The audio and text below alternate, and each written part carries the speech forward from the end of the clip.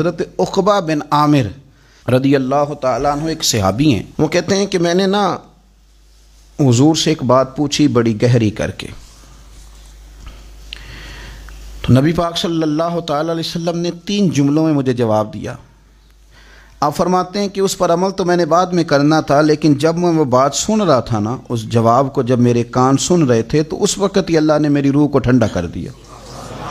اسی وقت ہی میری طبیعت پھولوں کی طرح حشاش بشاش ہو گئی، میرے وجود میں خوبصورتی دوڑنے لگی. امام سیوطی علیہ رحمہ نے اس کو لکھا ہے.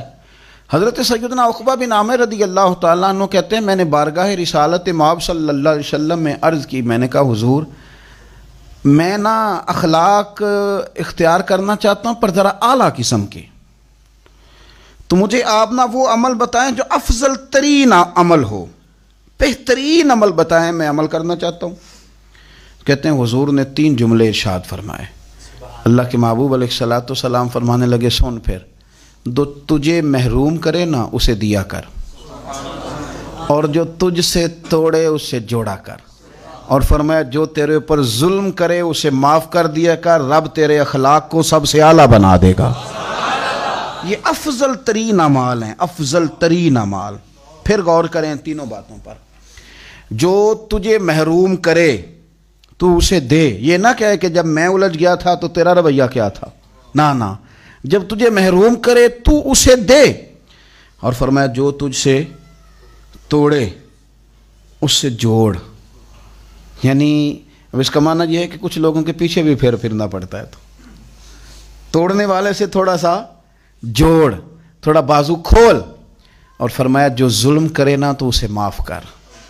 قربان جائیں کبھی ان تینوں فکروں پہ تھوڑا سا رات کو سوچو. یوں لگتا ہے کہ ان فکروں نے چارپائی جو تھی وہ زمین پہ تھی لیکن آسمان تک پہنچا دی. آپ یہ حد ہے. رسول کریم صلی اللہ علیہ وسلم نے جو بات کر دی وہ ختم ہو گئے، قلم ٹوٹ گئے. اتنا اعلیٰ عمل ہم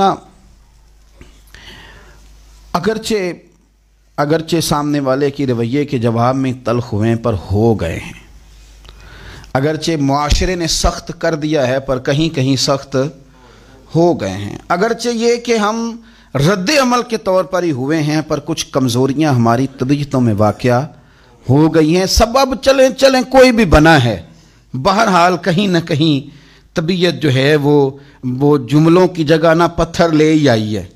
کہیں محسوس ہوتا ہے کہ اب میٹھے نہیں رہے، تھوڑے تلخ ہو گئے ہیں. کچھ لوگوں کے بارے میں ہماری بات سخت ہو گئی، یہ درست نہیں ہے.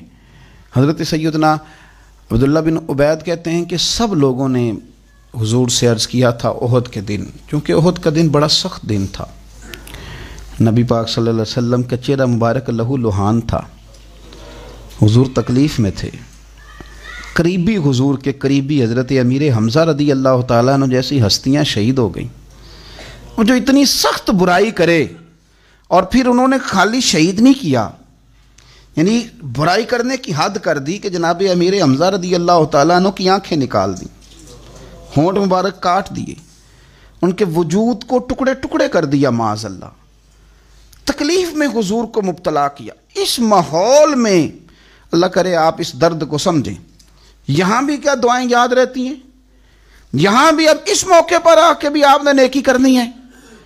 کہتے جب ہم نے تڑپ کے کہا نا حضور آج کاری دیں دعا، یہ تباہ ہو جائیں، آج کریں آپ دعا، تو کریم رسول صلی اللہ تعالیٰ علیہ وسلم کو جب سبھی لوگ کہہ رہے تھے تو حضور نے کیا جواب دیا؟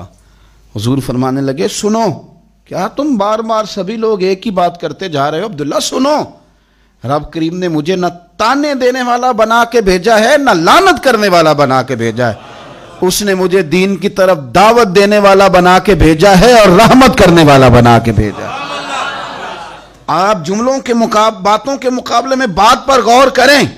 فرمایا نہ ہم لعنت کریں گے نہ تانا دیں گے. مجھے پتہ ہے تیرا تو کون ہے، میں جانتا ہوں تیرے خان. یہ تو تانا ہے، یہ تو کچے لوگ بات کرتے ہیں.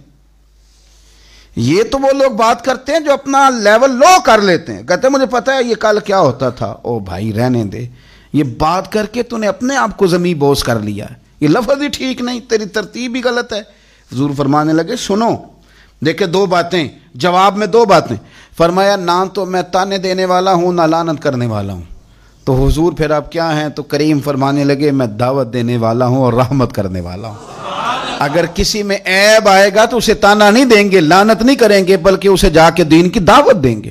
اس لیے میں کہا کرتا ہوں کہ خطیب میں اور داعی میں فرق ہوتا ہے، واعظ اور مبلغ میں فرق ہوتا ہے۔ خطیب نے تو خطابت چمکانی ہوتی ہے، کوئی ایسی بات کرنی، کوئی ایسا نقطہ چھوڑنا کہ لوگ واہ واہ کریں، لیکن داعی نے دعوت دینی ہوتی ہے، اس نے پیغام دینا ہوتا ہے کہ آؤ دین کی طرف آ جاؤ، آؤ۔ واعظ جو ہوتے ہیں نا، واعظ وہ واعظ کہتے ہیں، کوئی سٹوری چھیڑتے ہیں، کوئی کہانی سناتے ہیں، اس میں کوئی رنگ بھرتے ہیں، لوگوں کی دلچسپی پیدا کرنا مقصود ہوتا ہے، لیکن مبلغ یہ کام نہیں کرتا۔ مبلغ کی ڈیوٹی تبلیغ کرنا ہوتی۔ ہمارا زمانہ اس میں خطباء پیدا ہوئے، واعظین پیدا ہوئے، داعی نہیں پیدا ہوئے، اور لوگوں نے توجہ بھی دی تو خطیبوں کو، واعظین کو، داعی اور مبلغ کو توجہ۔ نقصان یہ ہوتا ہے کہ پھر معاشرے کی اصلاح نہیں ہوتی، پھر خطابت ایک سے بڑھ کر ایک۔ بہت سارے دوستوں کو میں کہتا ہوں، اکثر محفلیں کرانے والوں کو، کہ آپ کا مقصود خطاب سننا ہے، دعوت دین مقصود نہیں۔ اس لیے آپ نے پہلے ایک خطیب کو سنا تھا، پھر اس سے پہلے ایک کو سنا تھا، پھر آپ نے ذہن بنایا کہ اب فلانے کو بھی سننا ہے، اب فلانے کو بھی بلا کے سننا ہے۔ تو یہ مقصود مطلب ذائقہ ہے، یہ مقصود یہ ہے کہ کوئی مطلب ایک شخص ایسا ہو کہ بڑھ کے ہو ایک سے دوسرا، لیکن آپ کا مقصود اگر دعوت دین ہو تو پھر تو دو جملے ہی کافی ہیں، ایک بندہ ہی کافی ہے۔ جس نے سیکھنا تھا تو وہ تو کہہ گئے تھے علموں بس کریوں یار، ایک کو حرف تینوں درکار، وہ تو کہہ گئے تھے کہ بس ٹھیک ہے، دو جملے سیکھ لیے تو سیکھ لیے۔ تو میرے عزیز، آپ کبھی بھی کسی شخص کی برائی کا بدلہ برائی کے ساتھ نہ دیں، ورنہ آپ کو محسوس ہوگا کہ میرا دل سخت ہو گیا ہے، میں کڑن میں آ گیا ہوں۔ آپ ہر وقت نہ پھر لوگوں کے عیب بیان، لوگ اس طرح کے ہیں، لوگ اس طرح کے ہیں، فلانا یہ کہتا ہے، دیکھو آج اس فلانے نے یہ کہہ دیا، پھر آپ کی طبیعت لوگوں کے ہر وقت عیب ڈھونڈے گی، بیان کرے گی۔ اور اگر آپ برائی کا بدلہ اچھائی سے دینے لگ گئے، ذہن بن گیا۔ حضرت ابوبکر صدیق رضی اللہ تعالیٰ عنہ بیٹھے تھے تو ایک شخص نے نا معاذ اللہ انہیں برا بھلا کہنا شروع کر دیا۔ کمال کی بات یہ کہ اللہ کے رسول بھی تشریف فرمائے، دیر تک کہتا رہا، صدیق اکبر سنتے رہے۔ جب صبر کا پیمانہ لبریز ہونے لگا تو ابوبکر صدیق اٹھ کے فرمایا کہ جو تو کہتا ہے سب جھوٹ کہتا ہے، تو غلط ہے۔ دو تین جملے کہے تو اللہ کے رسول اٹھ کے چلے گئے۔ صدیق اکبر کہتے ہیں پیچھے دوڑا، یا رسول اللہ صلی اللہ علیہ وسلم جب تک وہ بولتا رہا آپ تشریف فرما رہے، اور میں نے دو باتیں کی تو آپ آ گئے، تو کریم نے گویا حضور فرمانے لگے تو اپنے آپ کو لوارث سمجھتا ہے؟ او خدا کے بندے، جب تک تو چپ تھا نا، رب نے تیرے سرانے فرشتہ کھڑا کیا ہوا تھا جو تیری طرف سے جواب دے رہا تھا۔ تو کیا سمجھتا ہے کہ لاوارث ہے تو؟ فرشتہ کھڑا تھا جو جواب دے رہا تھا، اور میں خوش ہو رہا تھا سن کے کہ دیکھو میرے ابو بکر کی شان، رب نے اس کا دفاع کرنے کے لیے فرشتے کو بھیج دیا ہے۔ لیکن جب تو خود بولا ہے نا تو فرشتہ چلا گیا، شیطان آ گیا لڑائی چمکانے کے لیے اور بلتی پہ تیل ڈالنے کے لیے، تو چونکہ فرشتہ چلا گیا تو میں بھی آ گیا۔ حضرت صدیق اکبر رضی اللہ تعالیٰ عنہ کہتے ہیں بس پھر اس کے بعد حالات بدل گئے، پھر معاملہ اور ہو گیا، پھر آہستہ آہستہ نا ماحول فقیری کی طرف آ گیا۔ پھر ہم نے اوکھی رمز فقیری والی کے چڑھ سولی تے بہنا، پھر ہم نہ واپس آ گئے، پھر ہم نے کہا ختم ہو گئی بات۔ ایک بندے نے برا بھلا کہا تو حضرت ابو بکر نے ایک جملہ کہا کہ وہ رو ہی پڑا۔ اس کے بعد ایک نے برا بھلا کہا تو حضرت صدیق اکبر کہنے لگے اگر تو واقعی سچا ہے نا، جو تو عیب میرے بیان کر رہا ہے وہ میرے اندر ہیں، بات پہ غور کرنا۔ آئے ہائے، کہنے لگے اگر تو واقعی سچا ہے تو پھر اللہ مجھے معاف کر دے، اور اگر تو جھوٹا ہے تو میں دعا کرتا ہوں رب تجھے معاف کر دے۔ وہ شخص کہتا ہے ابو بکر نے تو رلا ہی دیا، تڑپا ہی دیا۔ میں قریب گیا، میں نے کہا نہیں حضور میں جھوٹا ہوں، دعا کریں رب مجھے ہی معاف کر دے، کیا لینا ہے بدلے لے کے، چھوڑ دیں یار۔ ہر موقع پر لڑائی، ہر موقع پر تلخی، اور اب یقین کریں اب تو نا پروموٹ، اب میں خاندانوں میں، دوستوں میں، یاروں میں، رشتہ داروں میں دیکھتا ہوں کہ اب بیان جاری ہوتا ہے، دو پارٹیاں لڑ رہی ہیں تو بیان جاری ہوتا ہے، اس نے یہ کہہ دیا ہے، اب وہ بیان مارکیٹ میں آ گیا، اب اس پر تبصرے ہوں گے، کوئی کہے گا کہ وہ یہ کرتا ہے، کوئی کہے گا وہ یہ کرتا ہے۔ میں دیہات میں یہ دیکھتا تھا کہ جب خاوند اپنی بیوی کو مار رہا ہوتا تھا نا تو اماں چھڑانے کے لیے پتہ کیا کہتی تھی؟ اس کہتی ہے بیٹا تجھے تو پتہ ہی نہیں، تو صرف آج سنیا نا، شروع تو انج کر دی۔ چھڑ دے میرا پتر نہیں ٹھیک ہونا. تو یہ جو آپ نے اماں نے کہا ہے نا، یہ چھڑانے کے لیے نہیں کہا، یہ تو بات بڑھانے کے لیے کہا. یعنی کسی نے کہہ دیا کہ میرے بھائی نے مجھے یہ کہا، تو اب دوست اس کو پتہ کیا کہہ رہے ہیں؟ دوست اس کو کہہ رہے ہیں کہ او ہو ہم تو یہ بتاتے نہیں تھے کہ تیرا بھائی کتنا خطرناک ہے، وہ تو فلانی جگہ بھی یہ کہہ رہا تھا.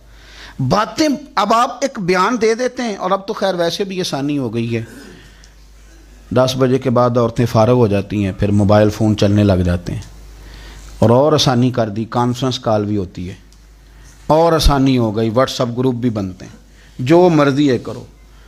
اور اسی طرح کے کام بازاروں میں ہوتے ہیں، اسی طرح کے کام دفتروں میں ہوتے ہیں، اسی طرح کے کام ہر محکمے میں ہوتے ہیں. 2-4 لوگ فلانے نے یہ کیا کرتے ہیں آپ؟ یہ خوبصورت لوگوں کا یہ طریقہ نہیں ہے. میٹھے رسیلے سنجیلے مروت والے با اخلاق لوگ یہ کام کرتے ہیں. انہیں گھننا آتی ہے، وہ لوگوں کو دور نہیں کرتے، وہ ایک دوسرے کے قریب کرتے ہیں. وہ عداوتیں نہیں پیدا کرتے، محبتوں کو فروغ دیتے ہیں. حضور صلی اللہ علیہ وسلم نے فرمایا میرا مومن الفت والا ہوتا ہے، الفت والا، میرا مومن ہوتا ہی پیار والا ہے. اور فرمایا اس میں کوئی خیر نہیں جو نہ پیار کرے نہ اسے کیا جائے. یہ مشکات کے لفظ ہیں. میرے مومن سے تو لوگ پیار کرتے ہیں، اور میرا مومن لوگوں سے پیار کرتا ہے. محبت کو فروغ دیں. آپ کوشش کریں کہ آپ کے ساتھ کسی نے شر کیا تو جواب میں آپ شر. حضرت سیدنا طفیل بن عمرو دوسی رضی اللہ تعالیٰ عنہ کہتے ہیں میں نے کلمہ پڑھا تو میرے کریم محبوب علیہ السلام فرمانے لگے جا کے نا قبیلے میں بھی دین کی دعوت دے. فرماتے ہیں میں نے پیغام دین دیا اور سارے قبیلے میں دیا، کوئی ایک دروازہ بھی رہا نہیں جہاں میں نے پیغام نہ دیا. لیکن ایک بندے نے بھی میری بات قبول نہیں کی. میں تلخ ہو گیا، اتنی دیر ہو گئی بات کرتے، ایک بھی نہیں سنتا یار. حالانکہ جو دعوت دینے والا ہوتا ہے اس کے ذمہ اذان پڑھنا ہوتا ہے. بندوق کے زور پر لوگوں کو مسجد میں لانے کی ڈیوٹی نہیں ہے. اذان پڑھیں، صحیح کر کے پڑھیں. خودی کا سر نہاں لا الہ الا اللہ، خودی کا تیغ فساں لا الہ الا اللہ. اور اگرچہ بت ہیں جماعت کی آستینوں میں، پر مجھے ہے حکم اذان لا الہ الا اللہ. آپ ذمہ داری پوری کریں. یہ کس نے کہا ہے کہ آپ نے بندوق کے زور پہ لوگوں کو مسجد میں لانا؟ اذان پڑھنا ڈیوٹی ہے، وہ وقت پہ دیں. حضرت طفیل بن عمرو دوسی رضی اللہ تعالیٰ عنہ فرماتے ہیں کہ میں نے ایک بندے کو پیغام دیا درد کے ساتھ، ایک نے بھی نہ مانی. میں واپس مدینہ منورہ لوٹ کر گیا. میں نے کہا یا رسول اللہ صلی اللہ علیہ وسلم میرے قبیلہ دوست کے لیے دعا کریں، یہ سارا تباہ ہو جائے. آج دعا کر دیں. کہتے میرے لفظوں میں اتنی شدت تھی اور میرے جملوں میں اتنا غصہ تھا اور میں اتنا ان لوگوں سے مایوس اور پریشان تھا کہ میں نے نا سخت بات کہہ دی. میں نے کہا حضور یہ نہیں مانتے، دعا کریں.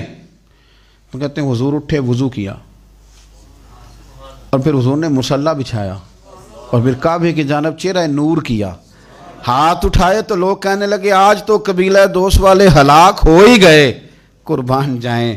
حضور نے ہاتھ اٹھا کے دعا کیا کی، کہا اللہ دل جو تیرے قبضہ قدرت میں ہیں تو کرم فرمانا، ان کے دلوں کو پھیر دینا دین کی طرف اور میری بارگاہ کی طرف پہنچا دینا. دل جو تیرے پاس ہیں، مقلب القلوب ہے نا تو کرم نوازی فرما.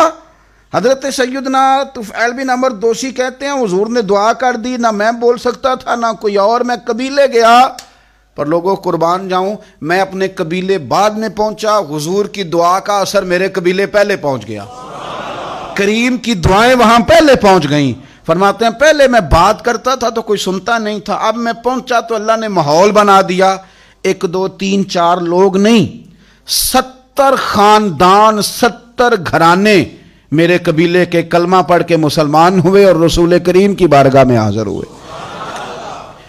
تھوڑا سا موقع دیں. اگر آپ برائی کا جواب فوری طور پر برائی سے دیں گے، یعنی میں پوچھ نہیں لینا، میں کر نہیں لینی گل، یعنی ایڈی جرت ہے کسے دی، واہ جی واہ. مثلا کیا کر لیں گے؟ رسول کریم صلی اللہ علیہ وسلم نے ہمیں جو حکم دیا اور ہماری جو حضور نے توجہ فرمائی تو اس امر کی طرف فرمائی کہ اگر تم اسی طرح کرو گے نا کہ برائی کا بدلہ برائی کے ساتھ. ایک بڑی عجیب بات، صوفیاء جو ہوتے تھے نا ان کی تربیت اس طرح ہوتی تھی کہ جس طرح کسی نے گھول کے پلا دیا. وہ نبی پاک صلی اللہ علیہ وسلم کے کال کے بھی وارث تھے اور حضور کے حال کے بھی وارث تھے. تو وہ جو بات کرتے تھے لگتا تھا گھول کے پلا. حضرت خواجہ نظام الدین محبوب الہی رحمۃ اللہ علیہ کا مرید حاضر خدمت ہوا اور اس کے لفظوں میں جملوں میں بڑی تلخی، کہنے لگا حضور بڑی ہو گئی درویشی اور بڑا ہو گیا درگزر، اب جو میرے رستے میں کانٹے بچھائے گا میں بھی اس کے رستے میں بچھاؤں گا۔ اب معافی بھول جائیں لوگ کہ کسی کو معافی ملے گی، اب جو اینٹ پھینکے گا پتھر میں جواب ملے گا۔ اب دیکھنا ایک کی 10 سننی پڑیں گی، گنبد کی صدا ہے، جیسی کوئی کہے گا ویسی سنے گا۔ خواجہ نظام الدین صاحب کے سامنے بڑی تلخی کر رہا ہے تو خواجہ صاحب نے تھپکی دی، پھر ماتھا چوما، پھر 2-3 کھجوریں کھلائیں، فرمانے لگے پتر آدھے رستے پہ تو نے کانٹے بچھا دیے، آدھے پہ اس نے بچھا دیے، تو سڑک تو ساری کانٹوں سے بھر گئی، تو تم دونوں کی لڑائی میں کئی راہ گیروں کے بھی پیر زخمی ہو جائیں گے، تو یار یہ طریقہ ٹھیک تو نہیں نا۔ اچا نام رکھایا جس نے او چولہے وچ سڑیا، نیواں ہو کے لنگ محمد لنگ جاویں گاڑیا۔ تو یہ تو نے کیا مطلب پہ کیا میں نے بھی کانٹے بچھانے ہیں؟